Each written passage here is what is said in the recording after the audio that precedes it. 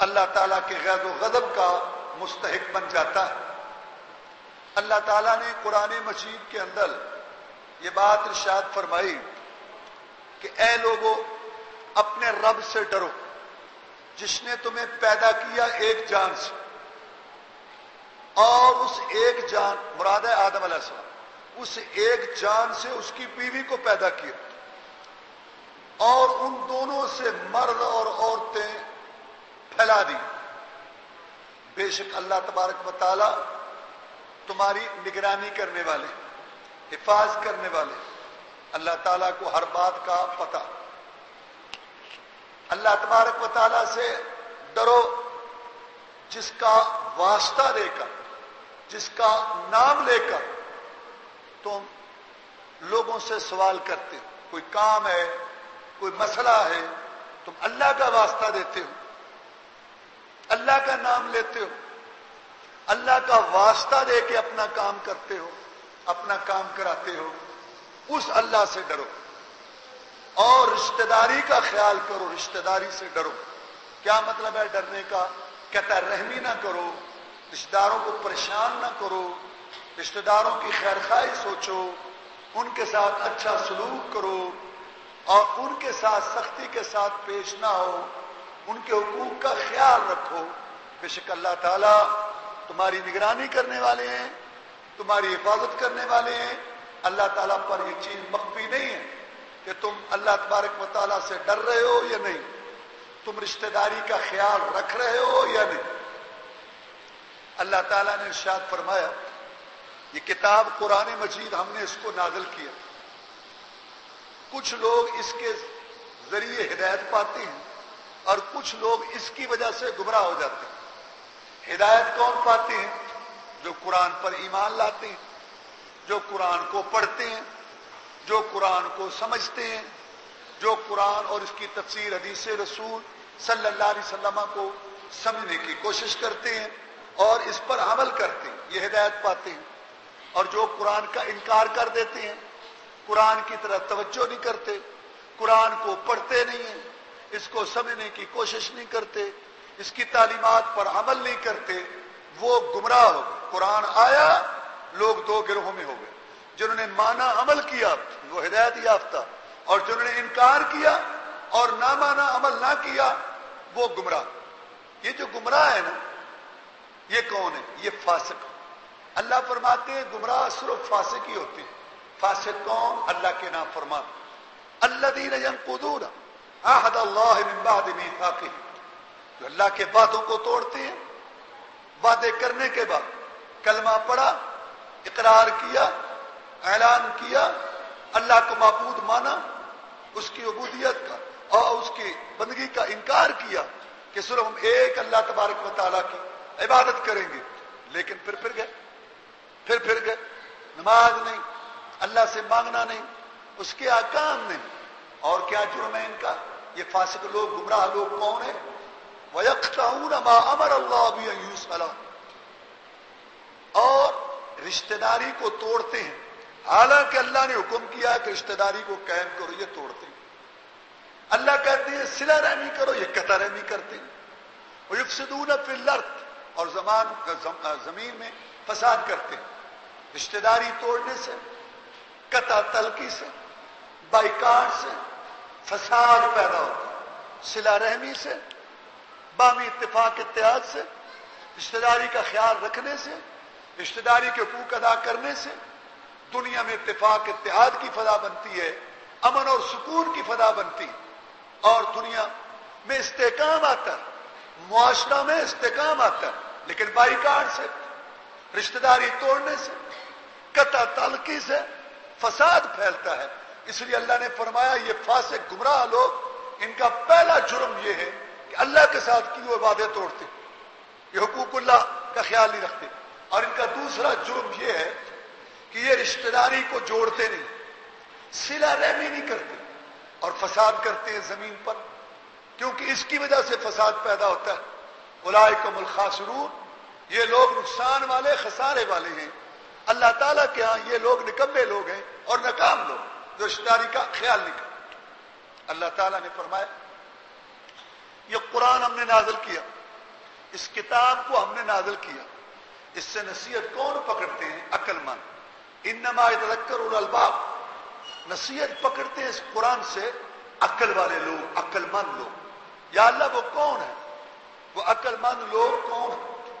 فرمایا وہ جو ہیں الذین یوفون بعہد اللہ، اللہ سے کیے ہوئے وعدے پورے کرتے ہیں۔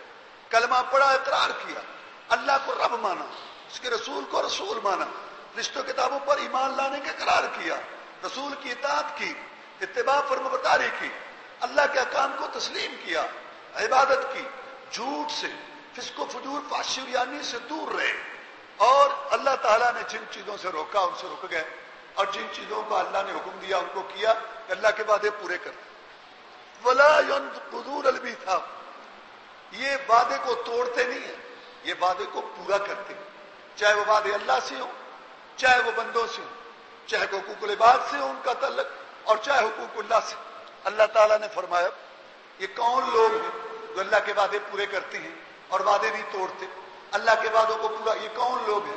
الذین یصلون ما امر اللہ بہ یوصل، یہ وہ لوگ ہیں جو صلہ رحمی کرتے ہیں، رشتہ داری کو قائم رکھتے ہیں، رشتہ داری کو بحال رکھتے ہیں، اور ان کے ساتھ صلہ رحمی کرتے ہیں، رشتہ داری کو چھوڑتے ہیں، رشتہ داری کا خیال رکھتے ہیں، اور رشتہ داری کا پاس کرتے ہیں۔ کیوں کرتے ہیں؟ کیوں رشتہ داری کا خیال رکھتے ہیں؟ کیوں ان کو رشتہ داروں کے ساتھ جو ہے ان کی تکلیفوں کے باوجود ان کے ساتھ تعلق رکھنے کا ان کو جو ہے یہ حق ہوتا ہے، یا یہ اس چیز کی سوچ رکھتے ہیں؟ کیوں ایسا کرتے ہیں؟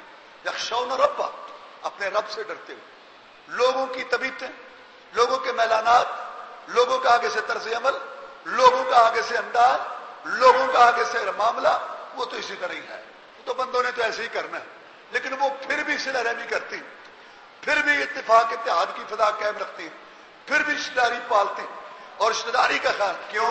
اپنے رب سے ڈرتے، اپنے رب سے ڈرتے۔ یخشون ربہ ویخافون سوء الحساب، اور وہ ڈرتے ہیں کہ کل قیامت کے دن جب حساب و کتاب ہوگا، جب ترازو لگیں گے، تو میرے اعمال نامے میں قطع رحمی نہ ہو، میرے اعمال نامے میں صلہ رحمی ہو، میرے اعمال نامے رشتہ داری کو چھوڑنا ہو، میرے اعمال ناموں کے اندر وہ جو ہے رشتہ داری کا پاس کرنا اور خیال کرنا ہو۔ اس دن کے حساب سے ڈرتے ہوئے، لوگوں کی بدسلوکی کے باوجود رشتہ داری کا صلہ رحمی کا خیال رکھتے ہوئے، یخافون سوء الحساب، یہ وہ لوگ ہیں۔ اور یہ لوگ کون ہیں؟ یہ عقل مند لوگ، والذین صبروا ابتغاء وجہ ربہم، جنہوں نے صبر کیا اپنے رب کی رضا کے لیے، وانفقوا مما رزقناہم واقاموا الصلاۃ، اور نماز قائم کی، وانفقوا مما رزقناہم، اور خرچ کیا جو ہم نے ان کو دیا، سرا وعلانیۃ، ظاہراً بھی خرچ کرتے ہیں اور خفیہ بھی خرچ کرتے ہیں، ویدرؤون بالحسنۃ السیئۃ، اور جب ان سے کوئی برا سلوک کرتا ہے تو آگے سے مقابلہ اچھے انداز سے، نیکی کر کے، درگزر کر کے، عفو کر کے، اور آگے سے معافی والی پالیسی اختیار کر کے وہ ان کو معاف کر دیتے ہیں۔ یہ ان کا آگے سے مقابلہ ہوتا ہے۔ یدرؤون بالحسنۃ السیئۃ، لوگ برائی کا ان کے ساتھ سلوک کرتے ہیں، برا ان کے ساتھ معاملہ کرتے ہیں، یہ آگے سے اچھا معاملہ کرتے ہیں۔ یدرؤون بالحسنۃ السیئۃ اولئک المقبتار، یہ لوگ ہیں کہ آخرت کا گھر ان کے لیے، آخرت کا گھر کیا ہے؟ جنات عدن، ہمیشہ رہنے والے باغات، یدخلون، اس میں داخل ہوں گے، یہ اکیلے نہیں، من صلح من آبائہم وذریاتہم، ان کے آباء کو بھی ہم ان میں داخل کریں گے جو نیک ہوں گے، ان کی اولادیں بھی ان کے ساتھ ہوں گی، تاکہ ان کی خوشیاں دوبارہ ہو جائیں، اور یہ ایسے احترام کے ساتھ ہوں گے۔ جنت کے اندر ایسے خصوصی مہمان ہوں گے محلات کے اندر، پلگوں پر، کہ والملائکۃ یدخلون علیہم من کل باب، اللہ کے فرشتے آ کے ان کو سلام کریں گے، سلام علیکم بما صبرتم فنعم عقبی الدار، مہمانان گرامی السلام علیکم، اللہ کے مہمانوں سلام، فرشتے ان کو آتے جاتے سلام کریں گے۔ یہ بادشاہوں کی طرح مہمان خصوصی، اللہ کے خصوصی مہمان بن کے جنات اور باغات میں ہوں گے اور پلنگوں پر ہوں گے، اور وہ ان کے لیے جو ہے فرشتے سلام کے تحفے ان کو دیں گے اور ان کو کہیں گے۔ یہ کیوں ان کو ملے گا؟ یہ ان کے صبر کرنے کی وجہ سے، نماز قائم کرنے کی وجہ سے، خرچ کرنے کی وجہ سے، اللہ کے وعدے پورے کرنے کی وجہ سے، اور رشتہ داری کو قائم کرنے کی وجہ سے یہ فرشتوں کے سلاموں کے مستحق ہوں گے، مہمان خصوصی بنیں گے، جنات کے مالک ہوں گے، وہاں ان کے محلات ہوں گے، ان کے پاس جو تخت ہوں گے، ان کے پلنگ ہوں گے، رف رف کے راکٹ ہوں گے، ان کے لیے بہترین آبشاریں اور بہترین ان کے لیے پوشاکیں، بہترین بستر اور بہترین گھر والیاں ہوں گی، اور ساتھ ماں باپ بھی ہوں گے اور ساتھ اولادیں بھی ہوں گی. وہاں یہ تمام امن سکون سے رہیں گے.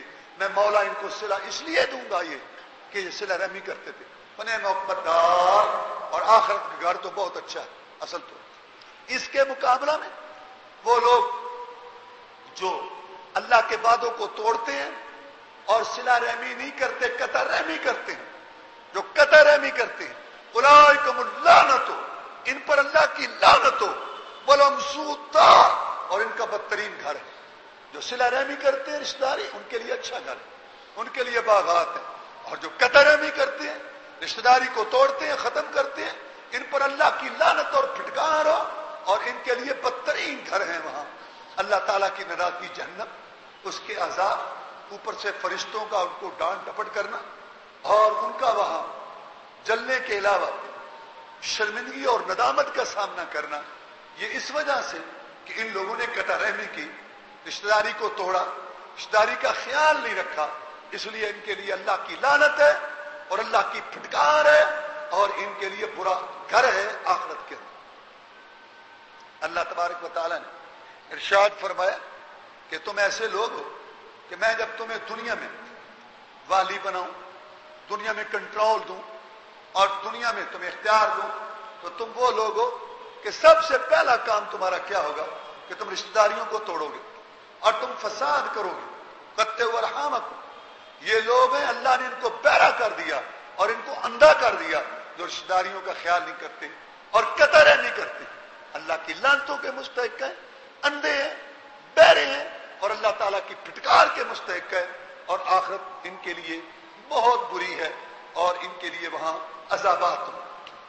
اللہ نے فرمایا محمد صلی اللہ علیہ وسلم ان لوگوں کو کہہ دیں قل لا اسألکم علیہ اجرا الا المودۃ فی القربى، ان کو کہہ دیں میں تم سے اجرت نہیں مانگتا، میں کوئی مزدوری نہیں مانگتا، لیکن وہ جو رشتہ داری ہے میرے اور تمہارے درمیان، وہ جو میرے اور تمہارے درمیان تعلق ہے، اس کا خیال کرو، لحاظ رکھو، پاس رکھو، اور مجھے اللہ کی بات کرنے دو. قل لا اسألکم علیہ اجرا الا المودۃ فی القربى. کتنی بڑی چیز ہے رشتہ داری کہ اللہ نے اپنے نبی کو کہا کہ نبی ان کو یہ کہے کہ مجھے دعوت دینے دو، مجھے تبلیغ کرنے دو، مجھے اللہ کے احکام پہنچانے دو. کیوں؟ میں تمہارا رشتہ دار، تم میرے رشتہ دار، رشتہ داری کا تو خیال کرو. ٹھیک ہے تم مجھ سے متفق نہیں ہو، تمہیں میری بات اچھی نہیں لگتی، تمہیں میرا عقیدہ اچھا نہیں لگتا، مان لیا، لیکن رشتہ داری تو ہے نا، خون تو ہے نا، تعلق تو ہے، قبیلہ تو ایک ہے نا، خاندان تو ہے. اس رشتہ داری کا خیال کرو اور اس تعلق کا خیال کرو اور مجھے اللہ کی بات کہنے دو. قل لا اسألکم علیہ اجرا الا المودۃ فی القربى، کہ نبی ان کو کہہ دے میں تم سے مزدوری نہیں مانگتا لیکن رشتہ داری کا خیال کرو. عبداللہ بن عباس رضی اللہ تعالیٰ عنہ نے یہ تفسیر کی اور یہ بخاری میں موجود ہے. 25 پارے کی آیت ہے قل لا اسألکم علیہ اجرا الا المودۃ فی القربى، نبی کہہ دے میں تم سے مزدوری نہیں مانگتا مگر وہ محبت رشتہ داری والی، اس کا خیال کرو. عبداللہ بن عباس کہتے ہیں رضی اللہ تعالیٰ عنہ قریش بڑا خاندان، بڑا قبیلہ تھا، چھوٹے چھوٹے خاندان تھے نیچے، وہ بڑا قبیلہ تھا، پھر اس کے آگے شاخیں تھیں. رسول اللہ صلی اللہ علیہ وسلم کا خاندان تھا بنو ہاشم. قریش قبیلہ کے جتنے خاندان تھے، قریش قبیلہ کے جتنے گھرانے تھے، رسول اللہ صلی اللہ علیہ وسلم کے خاندان بنو ہاشم کی سب کے ساتھ رشتہ داری تھی، سب کے ساتھ رشتہ قائم ہوتا تھا. اوپر سے بابا ایک تھا، پردادا ایک تھا، آگے خاندان مختلف جو ہے وہ گھرانے وجود میں آئے. تو بنو ہاشم جو رسول اللہ صلی اللہ علیہ وسلم کا گھرانہ تھا، اس کا ہر قریش کے خاندان، ہر قریش کے گھرانے کے ساتھ رشتہ داری تھی. تو اللہ نے کہا کہ اے محمد ان کو کہو سب میری تمام کے ساتھ رشتہ داری ہے، اس کا خیال کرو، لحاظ کرو اور مجھے اللہ کی بات کہنے. یہ ہے اصل مفہوم اس آیت کا جو آپ نے سنا اللہ کی توفیق سے. بخاری میں عبداللہ بن عباس رضی اللہ تعالیٰ عنہ امام المفسرین ہیں، انہوں نے اس کی تفسیر کی. لیکن ہمارے ہاں لوگ جذبات میں آ کر، اہل بیت کی محبت میں آ کر، ٹھیک ہے اہل بیت کا اپنا مقام ہے، ہم یہاں بیان کرتے رہتے ہیں، اس آیت کا معنی غلط کرتے ہیں. کیا معنی کرتے ہیں؟ ذرا سنو، صحیح معنی آپ نے سن لیا، اب غلط معنی سنو. اور تقریباً 90% پاکستان میں ریڈیو ٹی وی اخبارات میں کانفرنسوں اور مجموعوں میں یہ غلط مانا ہوتا ہے. کیا سنو غلط مانا؟ نبی کہہ دیں میں تم سے سوال نہیں کرتا مزدوری کا، ہاں میرے اہل بیت کا خیال رکھو، میرے گھرانے کا خیال رکھو، ان کے ساتھ اچھا سلوک کرو. یہ مزدوری نہیں ہے، یہ نہیں مزدوری کہ میں کہوں کہ میں تم سے کچھ نہیں لیتا، میرا کوئی مطالبہ نہیں ہے، لیکن میرے گھر کا خیال رکھو، میرے بچوں کا خیال. یہ مزدوری نہیں ہے. سب سے بڑی مزدوری یہ کہ ایک انسان جو ہے اس کے بچے اور گھرانے کا کوئی خیال رکھے پوری طرح ہر لحاظ. اور کیا چاہیے؟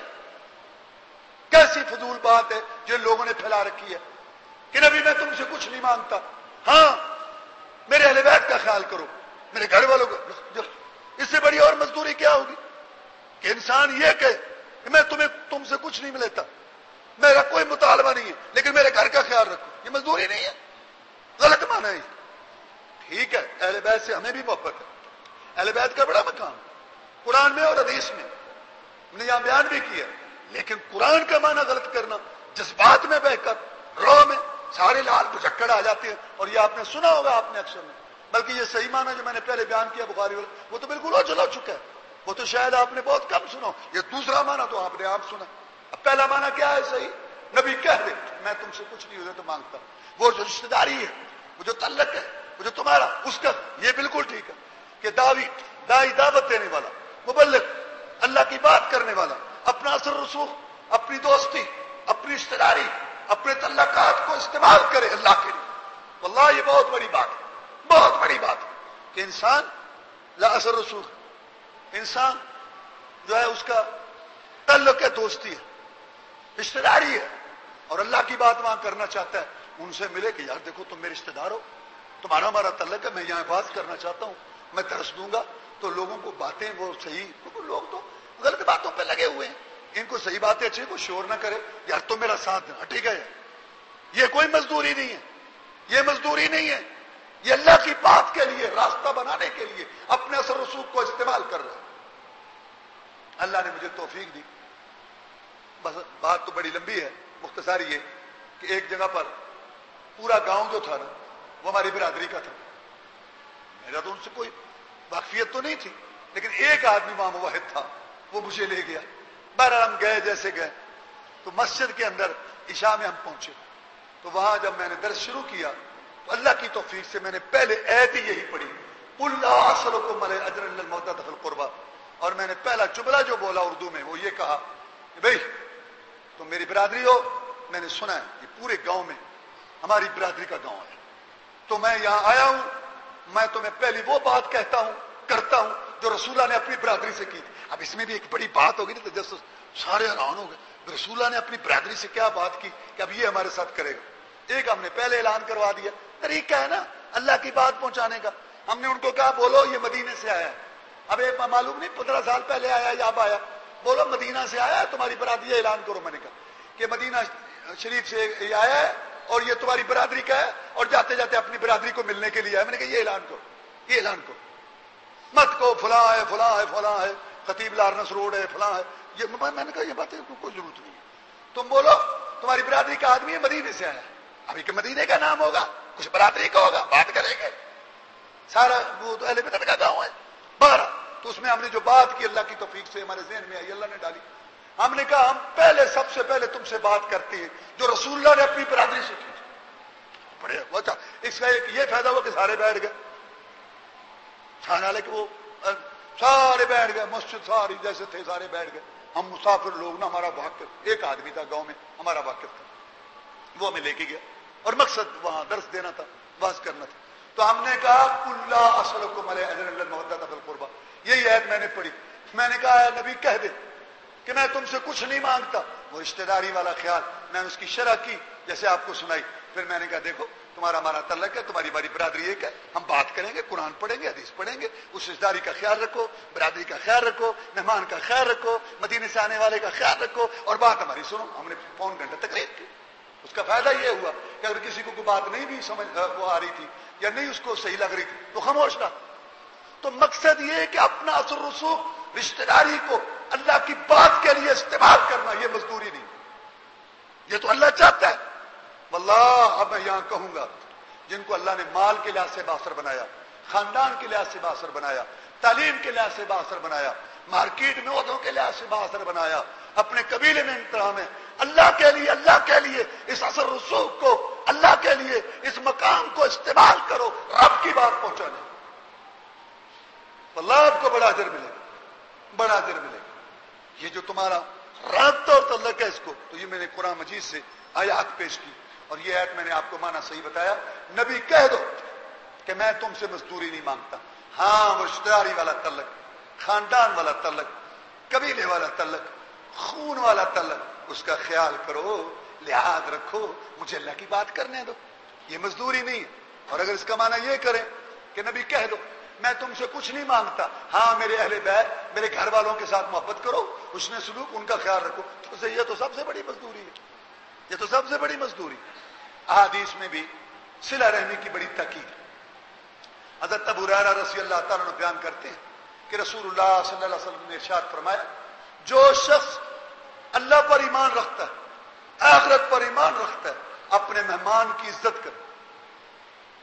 اور جو شخص اللہ پر ایمان رکھتا ہے, آخرت پر ایمان رکھتا ہے, وہ صلہ رحمی کرے.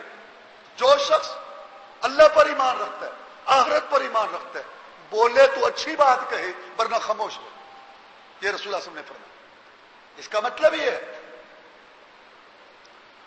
جو اللہ اور اس کے رسول پر ایمان رکھتا ہے اور آخرت پر, وہ مہمان کی عزت کرے. جو مہمان کی عزت نہیں کرتا, اس کی تکریم نہیں کرتا, اس کو ٹالتا ہے, بچتا ہے, اور اس کے ساتھ جو ہے سردموری کا سلوک کرتا ہے, یہ اللہ اور آخرت پر ایمان نہیں رکھتا. اگر یہ اللہ اور آخرت پر ایمان رکھتا ہوتا, مہمان کی عزت کرتا. اور جو شخص صلہ رحمی کرتا ہے, رشتہ داری کا خیال رکھتا ہے, تعلقات جوڑتا ہے, رشتہ داری بنا کے رکھتا ہے, ان کے قریب ہوتا ہے, یہ اللہ پر بھی ایمان رکھتا ہے اور آخرت پر بھی. اور جو رشتہ داری کو توڑتا ہے, قطع رحمی کرتا ہے, رشتہ داروں کے ساتھ حقارت سے پیش آتا ہے, اور ان کا بائیکاٹ کرتا ہے, اور ان کو پریشان کرتا ہے, ان کے حقوق غصب کرتا ہے, اور ان کی بے عزتی کرتا ہے مجلسوں میں, اپنے بس وہ بڑے کسی اثر رسوخ کی وجہ. یہ شخص نہ اللہ پر ایمان رکھتا ہے نہ آخرت پر ایمان, بے ایمان ہے. یہ بے ایمان شخص ہے, یہ رسول فرما رہے, نہ اس کا اللہ پر ایمان ہے نہ اس کا آخرت پر ایمان. اور جو اچھی بات کہتا ہے, معروف بات کہتا ہے, نیکی کی بات کہتا ہے, بھلائی کی بات کہتا ہے, اتفاق اتحاد کی بات کہتا ہے, امن و سکون کی بات کہتا ہے, اس کا اللہ اور آخرت پر ایمان ہے. اور جو لوگوں کو دور دور کرتا ہے, بائیکاٹ کی بات کرتا ہے, قطع تلقی کی بات کرتا ہے, جھوٹ کی بات کرتا ہے, دھوکے کی بات کرتا ہے غلط, یہ شخص اللہ اور آخرت پر ایمان نہیں رکھتا. دوسری حدیث حضرت ابو ہریرہ رضی اللہ تعالیٰ بیان کرتے ہیں کہ رسول اللہ صلی اللہ علیہ وسلم نے ارشاد فرمایا, جب اللہ تعالیٰ نے مخلوق کو پیدا کیا نا تو رشتہ داری بھی بنائی. اللہ نے جو مخلوق بنائی تو رشتہ داری بھی بنائی, رشتہ داری کو پیدا کیا. جب رشتہ داری کو اللہ نے پیدا کیا تو رشتہ داری نے جا کے اللہ کے عرش کو پکڑ لیا. رشتہ داری نے جا کے پیدا ہونے کے بعد اللہ کے عرش کو پکڑ لیا اور کہا, یا اللہ تو نے مجھے پیدا تو کر دیا ہے لیکن میرا خیال تو کسی نے نہیں رکھنا. لوگ تو قطع رحمی کریں گے. اللہ تعالیٰ نے فرمایا, اچھا ہے رشتہ داری, تو اس بات پر راضی نہیں ہے کہ جو تجھے جوڑے میں اللہ اس کو جوڑوں گا, جو توڑے گا میں اللہ اس کو توڑ دوں, تو اس پر راضی نہیں. نے کہا اس پر میں راضی ہوں. تو اللہ کہتا ہے بالکل اسی طرح ہوگا, جو تجھے جوڑے گا میں اللہ بھی اسے جوڑوں گا, اور جو تجھے توڑے گا میں اللہ بھی اسے توڑ دوں گا. میرا بھی اس سے کوئی تعلق نہیں ہے جس کا تیرے ساتھ کوئی تعلق ہے. جناب ابو ہریرہ رضی اللہ تعالیٰ عنہ بیان کرتے ہیں کہ رسول اللہ صلی اللہ علیہ وسلم کے پاس ایک آدمی آیا. اس نے آ کے کہا کہ اللہ کے رسول صلی اللہ علیہ وسلم, بڑا عجیب معاملہ ہے لوگوں کا, میں ان کے ساتھ صلہ رحمی کرتا ہوں, میں جوڑتا ہوں, وہ قطع تعلق کرتے ہیں. میں جوڑتا ہوں, میں صلہ رحمی کرتا ہوں, میں رشتہ داری قائم رکھتا ہوں, وہ توڑتے ہیں. میں ان کے ساتھ اچھا سلوک کرتا ہوں, وہ میرے ساتھ برا سلوک کرتے ہیں. میں ان کی جہالتوں پر اور ان کی غلط باتوں پر حوصلہ کرتا ہوں, بردباری کرتا ہوں, صبر کرتا ہوں, اور وہ میرے ساتھ جہالت سے پیش آتے ہیں اور میرے ساتھ جو ہے غلط انداز سے پیش آتے ہیں. رسول اللہ صلی اللہ علیہ وسلم, اگر ایسے ہے نا جیسے تو کہہ رہا ہے, تو بڑا کامیاب ہے, اور تو نے گرم پتھر گرم ان کے منہ میں ڈال رکھا ہے, گرم پتھر ان کے منہ میں تو نے ڈال رکھا ہے اس وجہ سے کہ وہ بائی کاٹ کرتی ہیں اور تو صلہ رحمی کرتا ہے، وہ برا سلوک کرتی ہیں، تو احسان کرتا ہے، اور وہ تیرے ساتھ گالی گلوچ بےہودگی سے پیش آتے ہیں اور تو تحمل بردباری کا اظہار کرتا ہے، تو بڑا اونچا آدمی ہے، تو نے تو ان کے منہ میں گرم پتھر ڈال رکھا ہے۔ یعنی کیا مطلب کہ وہ جہنم کے مستحق ہوں گے اور وہ آگ کے مستحق ہوں گے اور تو اس سے بچے گا۔ اسی طرح حضرت انس رضی اللہ تعالیٰ بیان کرتے ہیں کہ رسول اللہ صلی اللہ علیہ وسلم نے ارشاد فرمایا، جو آدمی یہ چاہتا ہے نا کہ میرا رزق زیادہ ہو اور میرا تذکرہ اچھا رہے لوگوں میں، میری یاد دیر تک رہے، میرے تذکرے لوگوں میں رہیں، جو یہ چاہتا ہے رشتہ داری کو قائم کرے، رشتہ داری کو قائم کرے، صلہ رحمی کرے، رزق میں کشادگی ہوگی اور لوگوں میں اس کا اچھا نام ہوگا اور اچھا تذکرہ ہوگا، زندگی میں بھی اور بعد۔ حضرت انس رضی اللہ تعالیٰ عنہ بیان کرتے ہیں کہ جناب ابو طلحہ نے بڑی نیکی کی۔ کیا نیکی کی؟ کیا نیکی کی انہوں نے؟ اللہ نے قرآن مجید میں آیت اتاری، لن تنالوا البر حتى تنفقوا مما تحبون، کہ تم ہرگز نہیں نیکی کو پہنچ سکتے جب تک پسندیدہ چیز اللہ کی راہ میں خرچ نہ کرو۔ تو ابو طلحہ گیا، اس نے کہا اللہ کے رسول صلی اللہ علیہ وسلم، اللہ نے فرمایا سب سے قیمتی مال اللہ کی راہ میں خرچ کرو، میرا سب سے قیمتی مال وہ باغ ہے، بیرہا، زمین اور پام اور سینکڑوں کھجوریں اور اس کے اندر پانی، بہترین میرا مال یہ ہے، میں اپنے رب کی راہ میں خرچ کرتا ہوں۔ اللہ کے رسول بڑے خوش ہوئے، ماں بخن بخن، واہ واہ واہ واہ واہ واہ، یہ رسول کہہ رہا ہے، واہ بخن بخن بخن بخن، عربی کا اس کا مطلب واہ واہ، کیسا یہ عمل ہے، اللہ اس کو قبول کرے۔ اچھا تم ایسا کرو، رسول اللہ صلی اللہ علیہ وسلم کو اس نے اختیار دیا کہ یہ باغ ہے، اب آپ جیسے چاہیں اس کو تقسیم کریں۔ آپ نے فرمایا میں نے تمہاری بات سن لی، تم اپنے رشتہ داروں میں تقسیم کر دو، اپنے رشتہ داروں میں، جو تمہارے رشتہ دار ہیں نا ان کو دو، اپنے رشتہ داروں میں تقسیم کر دو۔ تو حضرت انس کہتے ہیں کہ ابو طلحہ رضی اللہ تعالیٰ نے رسول اللہ صلی اللہ علیہ وسلم کی اس بات پر عمل کیا اور اپنا قیمتی باغ اپنے رشتہ داروں میں تقسیم کر۔ اب دیکھو رسول اللہ صلی اللہ علیہ وسلم نے کتنا خیال رکھا کہ باغ باہر نہ جائے، رشتہ داروں کو بانٹ، رشتہ داروں کو دے، کتنا خیال رکھا رسول اللہ صلی اللہ علیہ وسلم نے۔ اور اسی طرح عبداللہ بن عمر بن عاص بیان کرتے ہیں کہ رسول اللہ صلی اللہ علیہ وسلم نے ارشاد فرمایا، صلہ رحمی کرنے والا وہ نہیں ہے کہ اس کے ساتھ کوئی اچھا سلوک کرے تو وہ آگے سے کرے، یہ تو عدلے کا بدلہ ہے، یہ اس کو صلہ رحمی نہیں کرتا، یہ جو ہے نا بدلہ دینے والا نہیں، یہ تو جیسے اس نے سلوک کیا ایسے اس نے کر لیا۔ فرمایا صلہ رحمی کرنے والا وہ ہے کہ وہ اس وقت رشتہ داری کو جوڑے، قطعت رحم، جب رشتہ داری توڑی جائے، جو اس کے ساتھ رشتہ داری توڑے ختم کرے وہ ان کے ساتھ جوڑے، کیونکہ رسول اللہ صلی اللہ علیہ وسلم نے وہ باتیں کی، اللہ اکبر، جو اللہ تعالیٰ نے ان کو بیان کی کہ دنیا والے حیران ہو گئے، صدیوں کے قانون بدل دی، صدیوں کی سوچیں بدل دی۔ جیسے دنیا میں یہ بات تھی کہ بہادر وہ ہوتا ہے کہ جب وہ جوان سے ٹکرائے تو اس کو پچھاڑے نیچے اور اوپر بیٹھے، اس کو گرا دے جوان کو، بڑا بہادر ہے۔ آپ میں لیس شدید ہو بسرا، انما الشدید الذی یملک نفسہ عند الغضب، بہادر وہ نہیں ہے جس کو غصہ آئے دوسرے کو پکڑ کے پٹک دے نیچے، نہیں، میں بہادر وہ ہے غصے کے وقت سرکش گھوڑے اپنے نفس پہ کنٹرول کرے اور کسی کو کچھ نہ کہے، باوجود طاقت اور قوت کے کہ کر سکتا ہے سب کچھ، لیکن نہ کرے، صبر کرے، اپنے سرکش گھوڑے نفس کو کنٹرول میں رکھے، یہ بہادر ہے۔ جو نفس کے پیچھے چل پڑا، اس کے کہنے پہ دو اس کو لگائیں، دو کھائیں، دو گالیاں دی، دو کھائیں، ادھر ادھر اس کا کرے باہر اڑے اس کو اڑے، یہ تو بزدل ہے پرلے درجے کا۔ نفس کس کو نچا رہا ہے، نفس اس کو جو ہے وہ بیوقوف بنا رہا ہے، اور یہ بیوقوف۔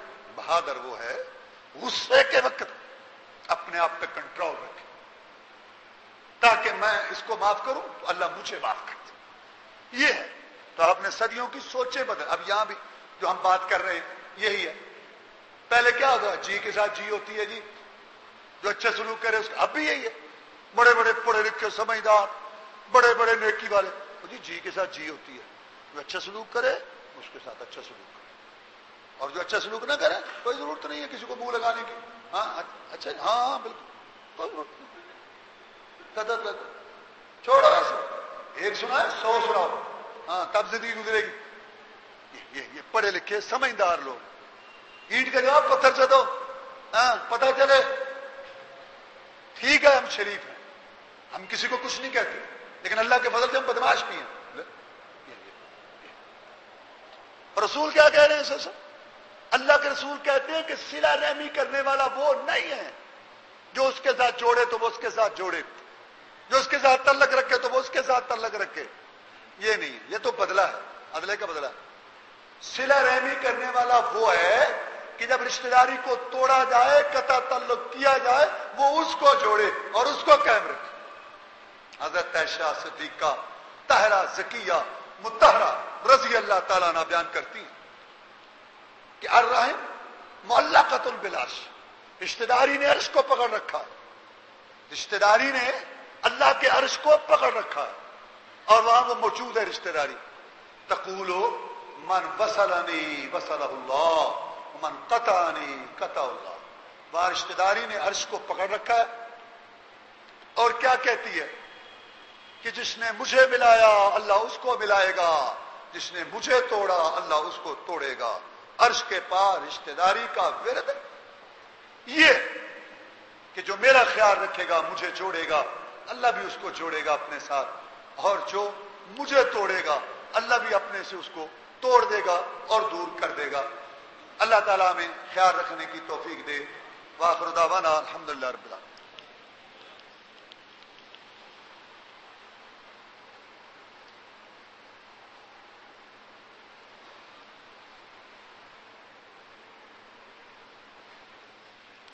إن الحمد لله نحمده ونستعينه ونستغفره ونعوذ بالله من شرور أنفسنا ومن سيئات أعمالنا من يهد الله فلا مضل له ومن يضلل فلا هادي له وأشهد أن لا إله إلا الله وحده لا شريك له وأشهد أن محمدا عبده ورسوله. أما بعد فإن خير الحديث كتاب الله وخير الهدي هدي محمد صلى الله عليه وسلم وشر الأمور محدثاتها وكل محدثة بدعة وكل بدعة ضلالة وكل ضلالة في النار. اللہ مالک الملک احکم الحاکمین کی توفیق سے حقوق العباد میں صلہ رحمی مسئلہ بہت اہم ہے, جس میں نے قرآن مجید سے 5 آیتیں پیش کی اور 7 حدیثیں میں نے آپ کو سنائی صلہ رحمی میں, 6 حدیثیں اور سنیں صلہ رحمی کے متعلق. رسول صلی اللہ علیہ وسلم کی بیوی ہماری والدہ میمونہ رضی اللہ تعالیٰ ام المومنین میمونہ رضی اللہ تعالیٰ بیان کرتی ہیں کہ رسول اللہ صلی اللہ علیہ وسلم جب میری باری میں میرے گھر آئے, کیونکہ آپ کی بیویاں تھیں, باری باری سب کے پاس جاتے, جب میرے گھر آئے تو میں نے کہا کہ اے اللہ کے رسول آپ کو پتہ ہے میں نے وہ لونڈی آزاد کر دی ہے. میاں بیوی مسئلہ اطلاع دے رہی, اور دیکھو اس میں یہ بھی بات ثابت ہے سبحان اللہ کہ وہ اس طرح نہیں تھا جیسے بعض لوگوں نے آج کل اتنا کنٹرول اور جک لگا رکھا. اللہ کا رسول ہے, خامد ہے, آئے لونڈی آزاد کر دی, وہ مالکہ تھی, مالکم تھی, اس کو آزاد کر دیا. اللہ کے رسول کو پتہ نہیں ہے, آزاد کر کے بتا رہی. آپ کو پتہ ہے, خبر پہنچی ہے آپ کو, میں نے وہ لونڈی اللہ کی راہ میں آزاد کر دی ہے خادمہ. آپ خوش ہوئے, فرمایا ہاں بڑی اچھی بات تھی. آگے فرمایا اگر تو اپنے ماموں کو دے دیتی نا, رشتہ داروں کو دے دیتی نا ماموں کو, تو تیرے لیے بہت اجر ہوتا. اب بھی ٹھیک ہے کہ تو نے آزاد کر دیا تجھے اس کا, لیکن اگر تو اپنے رشتہ داروں کو دیتی نا بڑا اجر ملنا تھا تجھے. میمونہ اگر تو اپنے رشتہ داروں کو دیتی نا ماموں کو تو پھر تجھے بڑا اجر ملنا تھا. اللہ کے رسول صلی اللہ علیہ وسلم نے اپنی بیوی کو یہ ترغیب دی, رشتہ داری کا خیال رکھو. ایک ہے باہر صدقہ کرنا, ایک رشتہ داروں پہ کرنا, اس میں زیادہ ثواب ہے اور زیادہ اجر ہے. جناب ابو سفیان رضی اللہ تعالیٰ عنہ حدیث بیان کرتے ہیں, بخاری شریف کی شروع میں ہے کہ جب رسول اللہ صلی اللہ علیہ وسلم نے ہرقل کو خط لکھا, کہ دنیا کا بہت بڑا بادشاہ تھا, روم کا بادشاہ ہرقل, بہت بڑی سلطنت کا مالک تھا. ایک اور بڑی سلطنت تھی ایرانیوں کی, ان کی آپس میں لڑائیاں ہوتی رہتی تھی. 2 بڑی طاقتیں تھیں, ایران اور روم, ان کی لڑائیاں ہوتی رہتی تھی. ایرانی آتش پرست تھے, آگ کے پجاری تھے, اور رومی عیسائی مذہب رکھتے تھے. اس وقت عیسائی مذہب ہی تھا اسلام سے پہلے. یعنی آپ یوں سمجھ لیں کہ وہ دین والے لوگ تھے, اللہ کو مانتے تھے, آخرت کو مانتے تھے, مر کے اٹھنے کو مانتے تھے, کتاب پر عمل کرتے تھے. تو یہی وجہ ہے کہ مکہ کے اندر جب اللہ کے رسول صلی اللہ علیہ وسلم کو اللہ نے نبی بنا کے بھیجا, رسول بنا کے بھیجا, تو کچھ لوگ مسلمان ہو گئے. تو مسلمانوں کی ہمدردیاں رومیوں کے ساتھ ہوتی تھی کہ وہ جیتیں, اللہ والے ہیں نا, اللہ کی بات مانیں. اور مکہ کے کافر بت پرستوں کی ہمدردیاں آتش پرستوں کے ساتھ ہوتی تھی کہ وہ جیتیں. جب ایرانی جیتتے تو وہ خوش ہوتے, اور جب رومی جیتتے تو مسلمان خوش ہوتے. بہرحال ہوا یہ کہ ایرانیوں نے حملہ کیا, رومیوں پر غالب آ گئے اور ان کے کافی علاقے لے لیے. تو روم کا جو بادشاہ تھا ہرقل, اس نے اللہ تعالیٰ سے دعا کی کہ یا اللہ تو میری مدد کر, میں اپنے علاقے واپس لوں, میں تیرے گھر بیت المقدس میں ٹھہروں گا 1 ماہ اور تیری عبادت کروں گا. یہ اس نے نظر مانی. لڑائی ہوئی, اللہ نے مدد کی, رومی جیت گئے, مسلمان ہی بڑے خوش ہوئے. تو یہ ٹھہرا بیت المقدس. ویسے تو وہ بہت دور تھی سلطنت اس کی, وہاں ٹھہرتا تھا, لیکن یہ بھی علاقہ اس کا تھا. بیت المقدس میں آ کے وہ ٹھہرا. رسول اللہ صلی اللہ علیہ وسلم نے اس وقت غنیمت سمجھا اور خط دے کے بھیجا جو اس کے پاس پہنچا. خیر یہ لمبی بات ہے. تو اس نے ابو سفیان رضی اللہ تعالیٰ جو ابھی مسلمان نہیں ہوئے تھے, پوچھا کہ جس نے مجھے خط لکھا ہے, یہ کوئی معمولی آدمی نہیں ہے, میں دنیا کی بہت بڑی سلطنت کا بادشاہ ہوں, تو جس شخص نے مجھے خط لکھا ہے یہ عام آدمی نہیں, مجھے خط لکھنے کی کوئی ضرورت نہیں کرتا. اس نے مجھے لکھا ہے کہ میری متحدی قبول کر, میں اللہ کا نبی رسول, میں اس کے حالات معلوم کرنا چاہتا ہوں کہ یہ آدمی کون ہے. کیا شام میں کو لوگ آئے ہوئے ہیں ایسے؟ تو شام میں یہ مکہ کے لوگ جاتے تھے تجارت کے لیے. ابو سفیان خود بیان کرتا ہے کہ میں وہاں گیا ہوا تھا تجارتی قافلے کے ساتھ, ہم معمول کے مطابق بازار میں موجود تھے خرید و فروخت میں, کہ ہمارے پاس آدمی آئے بادشاہ کے کہ تمہیں بادشاہ بلا رہا ہے. ہم گھبرا گئے, بڑے پریشان ہوئے, ہم سے کیا غلطی ہوگی. وہاں میں لے جایا گیا بادشاہ کے پاس. بادشاہ نے حکم دیا کہ ان کو یہاں بٹھاؤ. ہم بیٹھ گئے. بادشاہ نے ترجمان تھا درمیان میں, اس کو کہا اس سے پوچھو کہ تم میں سے اس محمد کا قریبی کون ہے, رشتہ دار. تو ابو سفیان کہتے ہیں میرے متعلق بتایا کہ میں قریبی ہوں. یہ بھی قریشی تھا, رسول صلی اللہ علیہ وسلم بھی قریشی تھا. میں نے بتایا کہ میں قریبی رشتہ دار ہوں. اس نے کہا آگے آج, مجھے اپنے سامنے بٹھایا, میرے ساتھیوں کو پیچھے بٹھایا. ترجمان کو کہا کہ اس کو کہے میں تجھ سے کچھ باتیں پوچھنا چاہتا ہوں اس شخص کے متعلق, مجھے صحیح صحیح جواب دینا اور غلط بات نہ کہنا. اور اس کو کہا کہ یہ جو پیچھے بیٹھے ہیں نا ان کو کہے کہ اگر یہ جھوٹ بولے نا تو تم اس کی تردید کرنا کہ یہ جھوٹ بول رہا ہے اور غلط کہہ رہا ہے. اس طریقے سے اس نے وہ جو ہے سما باندھا اور سوالات شروع کیے. ابو سفیان کہتا ہے کہ میرے دل میں تو آیا, یہ مشرک تھا, کافر تھا, اس وقت لیڈر تھا مکہ والوں کا, اور احد کی لڑائی لڑ چکا تھا محمد رسول کے خلاف, خندق کی لڑائی لڑ چکا تھا, اور صلح حدیبیہ ہوئی تھی اور اس میں یہ لیڈر تھا. تو کہتا ہے کہ میرا دل تو چاہا کہ دنیا کے سب سے بڑے بادشاہ کو اپنے دشمن کے خلاف بھڑکاؤں, محمد کے خلاف, اور یہاں سے فوج لے کے جاؤں اور مدینہ پر حملہ کروں. کتنا میرا مقام بنے گا اور کتنی میری ٹور بنے گی. ایسی فوج لے کے جاؤں محمد اور اس کے ساتھیوں کو پتہ چل جائے. لیکن یہ کب فوج بھیجے گا کہ میں اس کو بھڑکاؤں, مثالیں لگا لگا کے, جھوٹ بول بول کے وہ باتیں اس کو کہوں. یہ میرے ذہن میں بات آئی, لیکن میں نے یہ راہ اختیار نہ کی, اس لیے کہ جو پیچھے بیٹھے ہیں ان کو بھی پتہ چل جائے گا اور بعد میں ہر جگہ بات پھیل جائے گی کہ ابو سفیان نے جھوٹ بولا تھا اور لوگ مجھے جھوٹا سمجھیں گے اور میری طرف جھوٹ منسوب ہو جائے گا. شرک کفر کا امام ہے, شرک کفر کا لیڈر ہے, رسول کا دشمن ہے اور لڑائیاں لڑ چکا ہے اللہ, لیکن انسانیت میں بہت اونچا ہے. ایمان نہیں ہے اس کے پاس, کچھ انسانی اقدار ہے, انسانی اقدار اس میں کتنا اونچا ہے کہ وہ یہ پسند نہیں کرتا کہ لوگ مجھے جھوٹا کریں. اسلام بہت اونچا مذہب ہے. انسانی اقدار جو تمام مذاہب کے اندر اور تمام اچھے لوگوں میں موجود ہیں, ان کو تو اسلام نے برقرار رکھا اور اس سے اونچا جو ہے نا وہ کیا اپنے ماننے والوں کو, اونچی ہدایات تعلیمات دی. لیکن افسوس افسوس آج مسلمانوں میں انسانیت بھی نہیں ہے اور انسانی اقدار بھی, چاہے کہ وہ اعلیٰ تعلیمات. دیکھیے شرک کفر کا امام ہے, واللہ انسان حیران ہوتا ہے, لڑائیاں لڑ چکا ہے, کہتا ہے میرا دل تو چاہا کہ آج میں بھڑکاؤں اس کو اور محمد کے خلاف ایک فوج لے کے جاؤں سسن, لیکن میں نے کہا نہیں, یہ راہ میں اختیار نہیں کرتا, لوگ مجھے جھوٹا کہیں گے. اور اس کی بیوی کتنی جو ہے وہ مخالف تھی حمزہ. اس نے وحشی کو تیار کیا تھا حمزہ کو شہید کرنے کے لیے. اور مکہ فتح ہوا تو خود اس نے کہا کہ محمد صلی اللہ علیہ وسلم پورے گھرانوں میں سے مجھے تیرا گھرانہ برا لگتا تھا کہ میں مسلمان نہیں. اتنی شرک کفر میں جو ہے وہ مضبوط. جب مسلمان ہو گئے تو رسول اللہ صلی اللہ علیہ وسلم نے ایت پڑھی ان پہ جو 28ویں پارے کی ہے.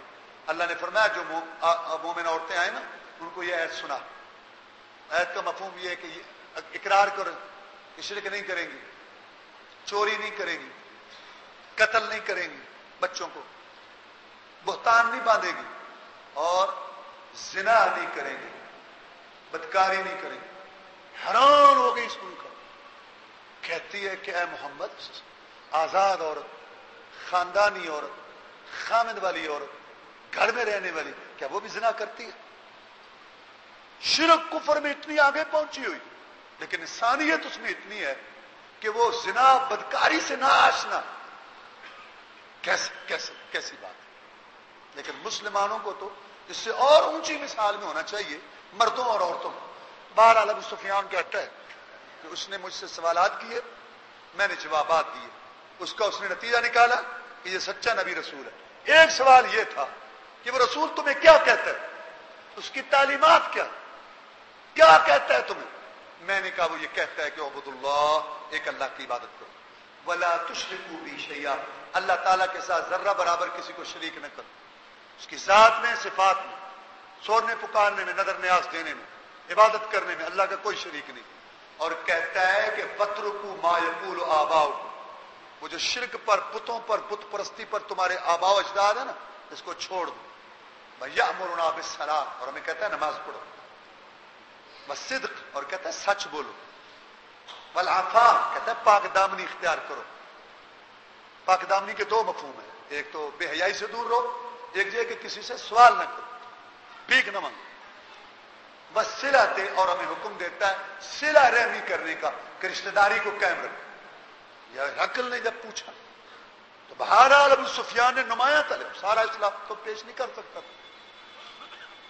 سوالات کے مختصر جوابات تھے, لیکن اس میں ابو سفیان نے یہ بات پیش کی کہ وہ ہمیں جیسے نماز کا حکم دیتا ہے, سچائی کا حکم دیتا ہے, پاک دامنی کا, ایسے ہمیں وہ یہ بھی کہتا ہے کہ صلہ رحمی کرو, رشتہ داری کا خیال کرو. اس کا مطلب یہ ہے کہ صلہ رحمی, رشتہ داری کا خیال رکھنا محمد رسول کی تعلیمات میں اتنا اہم تھا, اتنی یہ بات نمایاں تھی کہ ابو سفیان نے بھی وہاں پیش کی کہ وہ یہ بھی کہتا ہے اگر رشتہ داری کو چھوٹی موٹی معلومات تعلیم ہوتی, بعد میں عام جو مسلمان آئے ان کو بعد میں تعلیمات دیتے ہوئے, تو شاید ابو سفیان جو اسلام میں نہیں تھا, بعد میں تو مسلمان, اس کو نہ پتہ. لیکن نہیں, اس کا مطلب ہے عبادت اللہ کی کرو, شرک نہیں کرو, بت پرستی چھوڑو, نماز پڑھو, سچ بولو, اور پاک دامنی اختیار کرو, اور رشتہ داری کو قائم رکھو.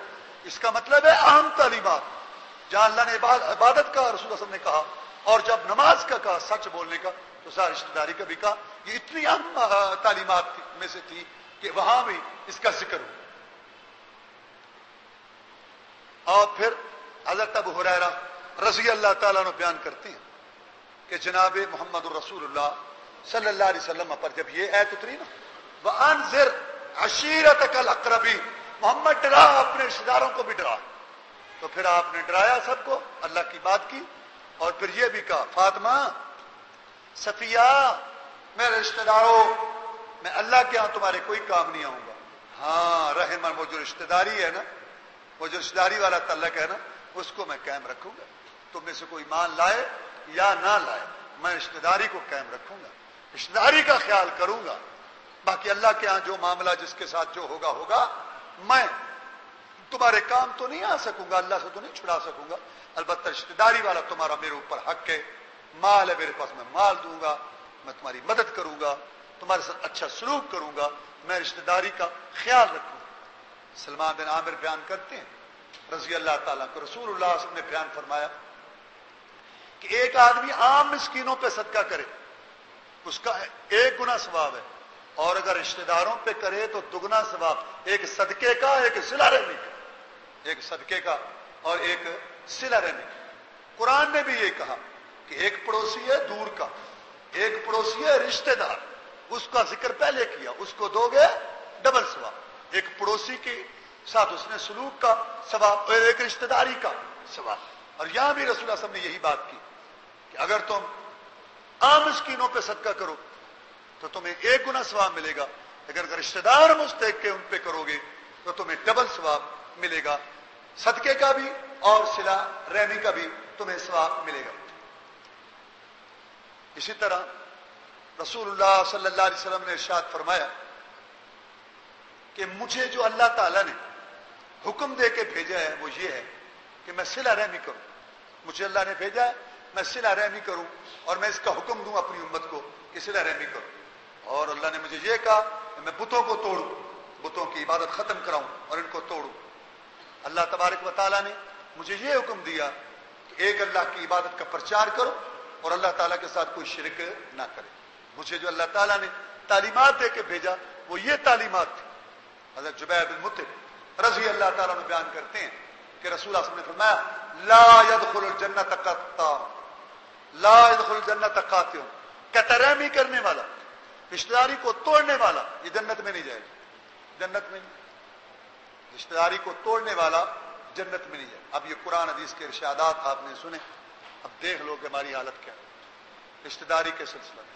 واللہ نیکیاں ہوتی کوئی نہیں ہیں، اور جو کچھ ہوتی ہیں وہ بس یہ بائی کاٹ کر کے ذاتی انا اور صرف ذاتی مفادات اور اپنی خواہش مرضیوں کی وجہ سے ہم نے رشتہ داریوں کو توڑ رکھا، جس کی وجہ سے یہ محلے، یہ خاندان، یہ قبیلے فساد کا مرکز بن چکے ہیں، اجڑ چکے ہیں اور گھر تباہ ہو چکے ہیں، اور نوجوان لڑکوں اور لڑکیوں کی زندگیاں تباہ ہو رہی ہیں صرف اس انا، اس ضد، اس گھمنڈ اور اس تکبر کے پیچھے کہ میں اس کا کیا ہوتا ہوں، وہ اپنے آپ کو کیا سمجھتا میں پتہ کون ہوں، مجھے نہیں جانا میں پتہ کون ہوں، کہ تو کون ہے. انا خلقنا الانسان من هل اتى على الانسان حين من الدهر لم يكن شيئا مذكورا. اللہ فرماتے ہیں انسان پر ایک ایسا وقت بھی تھا کہ یہ قابل ذکر چیز ہی نہیں تھا. انا خلقنا الانسان من نطفة نمشاج نبتليه فجعلناه سميعا بصيرا. ہم نے اس کو لیسدار بدبودار قطرے سے پیدا کیا. یہ تیرا تعارف قرآن نے کرایا. کون ہے تو؟ رشتہ داری کو قائم رکھو، صلہ رحمی رکھو. لیکن اگر رشتہ داری قائم رکھیں، حسن سلوک، علاج معالجہ، کھلانا پلانا، آنا جانا، کی دعوت قبول کرنا، یہ رشتہ داری ہے. لیکن اگر وہ شرک کرتے ہیں، اس میں بلاتے ہیں نہیں، فسق و فجور کی محفل اس میں بلاتے ہیں نہیں، شادی پہ بلایا ہے اور شادی میں اللہ کی نافرمانی شروع کی نہیں، اس میں نہیں. کیونکہ یہ قانون ہے کہ مخلوق کی اطاعت اور مخلوق کے ساتھ تعلق ہمدردی اس وقت ختم ہے جب اللہ کی نافرمانی ہو. لیکن باقی تعلق آپ رکھیں، ان کے ساتھ اس نے سلوک کریں، اچھا سلوک کریں، ان کی پریشانیوں میں ان کے ساتھ شامل ہو، علاج معالجے میں شامل ہو، چاہے وہ کیسے بھی ہیں. لیکن ان کی رسموں سے، ان کے شرک والے کاموں سے، ان کے بدعت والے کاموں سے، ان کی حرام خوری سے اور ان کے فسق و فجور والی محفلوں سے بچیں. اللہ تعالیٰ کا حق پہلے، رسول کی اطاعت پہلے، رشتہ داری بعد. لیکن اگر اللہ رسول کی نافرمانی نہیں ہو رہی تو پھر آپ رشتہ داری کا خیال رکھیں. اگر اللہ رسول کی پوری طرح، جیسے کہ سارے حق ہیں، یعنی کہ اس کا مطلب یہ ہے کہ وہ پورے کا پورا ان کے ساتھ ایک جیسے مسلمان کا ہوتا ہے ڈبل رشتہ تمہارا ہو گیا، ایک اسلام والا ایک رشتہ داری والا. لیکن اگر وہ بے دین ہے، غلط ہے، تو پھر رشتہ داری والا تعلق قائم رکھے. رشتہ داری بہرحال نہیں توڑنی، ان کی اس کام میں شریک نہیں ہونا، ان کی اس بات کو نہیں ماننا، ان کی اس محفل میں نہیں جانا. اس وجہ سے ناراض ہوتے ہیں تو ہو جائے، اس وجہ سے غصہ کرتے ہیں تو ہو جائے، اس میں کوئی بات نہیں. آپ کی ذاتی بات کوئی نہ ہو، اللہ کے دین کے لیے وہ ناراض ہوتے ہیں تو بے شک ہو جائے، اس میں آپ کو اجر ہے. لیکن آپ پھر بھی ان کے ساتھ ملنے کی کوشش کریں، آپ اپنا حق ادا کریں جو آپ کر رہے ہیں. باقی اللہ تعالیٰ کو سارا پتہ ہے، وہ دیکھ رہا ہے، کیونکہ قیامت کے دن یہ فیصلے ہوں گے. اور جب اللہ اعلان کر دے آپ کے متعلق، میرے متعلق، اللہ تعالیٰ نے ایسا کرے کہ توحید تو یہ ہے کہ خدا حشر میں کہہ دے یہ بندہ دو عالم سے خفا میرے، چونکہ ہم نے اللہ رسول کی نافرمانی کر رکھی ہے عبادت سے لے کر اور صلہ رحمی تک، اور گناہ اپنا رکھی ہیں قوم نے شرک والے، فسق و فجور والے. اس کا نتیجہ یہ ہے اس ٹائم پوری دنیا میں اللہ تبارک و تعالیٰ ہمارے حال پر رحم فرمائے. لاوارث ملک بالکل جو سارے جو ان کی طرف متوجہ ہیں وہ ایک پاکستان، کوئی حکومت نہیں، کوئی پوچھنے والا نہیں، جو حکومت کا سربراہ ہے وہ باہر ملک پھرتا ہے. اور عجیب بات ہے کہ جب وزیر اعظم ملتا ہے کسی ملک کے سربراہ کو تو وہ ساتھ ہوتا ہے، پتہ نہیں کمیشن لینے کے لیے، پتہ نہیں اپنا حصہ بانٹنے کے لیے. تیرا کیا کام ہے ساتھ بھائی؟ فنی قانونی لحاظ سے بھی غلط بات. وزیر اعظم وہاں ملے یہ ساتھ ہو کہ مجھے پتا ہو کہ کیا سودا اور کیا مل رہا ہے اور کیا کہاں جا رہا ہے. انا للہ، یہ سب سے بڑے جو ذمہ دار ہیں ان کا یہ حال. اور وزیر اعظم باہر گئے تو قائم مقام کس نے وزیر اعظم بننا تھا؟ سینئر وزیر نے، اور اس کا استعفیٰ ہے. تو پاکستان بغیر حکومت کے لاوارث لٹکتا ہوا ملک. اور جتنی بڑی قیادت آئی ہے مسلمانوں کی بدبختیوں کی وجہ سے جیسے بھی اوپر آئی ہے وہ سارے غیر ذمہ دار. اور اگر کہیں امن سکون ہونے لگا وہاں سرحد میں تو وہ جو ایجنٹ ہیں غیر منتخب امریکہ نے داخل کیے ہوئے انہوں نے پھر آگ بھڑکا دی اور بس افراتفری، ادھر بھی افراتفری، بلوچستان بھی افراتفری، سندھ میں اور حکمران اتحاد میں آپس میں بھی وہ جو پارٹی ہے ان کا آپس میں اختلاف، اوپر والوں کا نیچے والوں سے اوپر والوں سے. 2.5-3 ماہ ہو گئے کوئی مسئلہ نہیں حل ہو رہا. مہنگائی زیادہ سے زیادہ جا رہی ہے. ایک دن چیز لینے جاؤ تو 20 روپے، دوسرے دن 30 اور آگے 50، 70 سے 120. معمولی سی بات ہے، اتنا بڑھائے جا رہے، پتہ نہیں کیا سازشیں ہو رہی ہیں کیا. اور سب سے بڑی جو ہے نا افسوس والی بات یہ ہے کہ جو ذمہ دار ہیں نہر، ایک یہ نہیں کہ کرنا نہیں چاہتے، نہ ان کو پتہ ہی نہیں ہے کیا کریں، کہاں سے شروع کریں، مسئلے کو کیا پکڑے. حکومت میں بھاگ کے آگے پتہ ہی نہیں چل رہا ان کو کہ کیا کرے. نہل قسم کی کوئی بصیرت نہیں، کوئی منصوبہ بندی نہیں، کچھ سوچ نہیں. اگلا سٹیج آتا ہے کہ وہ کرنا نہیں چاہتے تو ان کے اندر حب الوطنی جو ہے وہ پوری نہیں. یہ اگلی بات ہے. پہلی بات یہ کہ یہ نہل ہے، ان کو پتہ ہی نہیں کیا کرنا ہے، کو پتہ ہی نہیں کسی بات. یہ ہماری بدبختی ہے اور صرف یہ وجہ ہے کہ ہم نے اللہ اور اس کے رسول کی نافرمانی کی ہوئی ہے. بڑے گناہ بھی ہم اللہ معاف فرمائے. یہ قطر ہے میں بھی کوئی بڑا گناہ. مجھے کوئی خاندان آپ بتائیں، کوئی رشتہ دار بتائیں، کوئی قبیلہ بتا دیں کسی محلے کا جن میں آپس میں لڑائی نہیں ہے اور جناب بائی کاٹ نہیں ہوئے اور گھر نہیں اجڑے پڑے، تو پھر رب کا عذاب ہی آئے گا. اور کیا قرآن آپ نے سنا، اللہ کی لعنتیں ہوں ایسے لوگوں پر. اللہ کہتا ہے اللہ کی پھٹکار ہو ان لوگوں پر. سارے وہ گناہ ہیں جو فصل پک چکی ہے اور اللہ معاف فرمائے سارے دلدل میں پھنسے ہوئے ہیں. کیا نیک اور کیا برے. رسول اللہ صلی اللہ علیہ وسلم سے پوچھا گیا جناب جب ایسے عذاب آتے ہیں گناہوں کی وجہ سے تو جو نیک اچھے لوگ ہیں فرمایا اچھا وہ بھی ساتھ ہی رگڑے جائیں گے. پھر جب دوبارہ اٹھیں گے پھر اپنی اپنی نیتوں پر اٹھیں گے، اچھے اچھے پر برے برے پر، عذاب کی لپیٹ میں سارے ہی آئیں گے. ایسا عذاب آ چکا ہے ہمارے اوپر. اللہ معاف فرمائے. اور بربادی کے منصوبے بن رہے ہیں ملک کے لیے اور عجیب قسم کی کیفیت ہے. وائے ناکامی متاع کارواں جاتا رہا اور کارواں سے دل احساس زیاں جاتا رہا. بہت تیزی کے ساتھ اللہ معاف فرمائے پورا ملک عقائد، دین، معاشیات، معاشرتی ہر لحاظ سے تباہی کی طرف جا رہا ہے. اور افسوس یہ ہے کہ سارے اپنے اپنے صدر کہتا ہے مجھے حکومت ہمیں کیا، وہ کہتے ہیں ہم تو حصہ ہی نہیں ہے، وہ کہتے ہیں میں تو منتخب ہی نہیں، کسی کو جواب ہی نہیں دوں گا. وہ ساری جو ہے نا بری و ذمہ ہے اور پوری ملک جو ہے وہ ساری قوم پس رہی ہے مہنگائی کے عذاب میں. اور اللہ نہ کرے پتہ نہیں آپس میں یہ چڑچڑاپن اور لڑائیاں جھگڑے اور پتہ نہیں کیا کھانا جنگی کی کیا کیفیات ہونے والی ہیں. اللہ تعالیٰ ہمارے حال پر رحم فرمائے. حکمرانوں پر کم از کم اپنے گھر میں اپنی رشتہ داری کے حد تک جو ہم کر سکتے ہیں اس کو کریں، روٹھے رب کو بنائیں تاکہ اللہ راضی ہو اور یہ ساری مصیبتیں، عذاب، اندرونی اور بیرونی دباؤ، یہ عذاب کی کیفیتیں ہم سے ختم ہوں. کیونکہ اللہ کا وعدہ ہے رہے گا جہاں میں تو ہی یگانہ و یکتا. جو مرضی کر لیں، رہے گا جہاں میں تو ہی یگانہ و یکتا، اتر گیا جو تیرے دل میں لا شریک لہو. اللہ کے ساتھ تو ہے اور اللہ تیرے ساتھ ہے تو کوئی تیرا بال ٹیڑھا نہیں کر سکتا.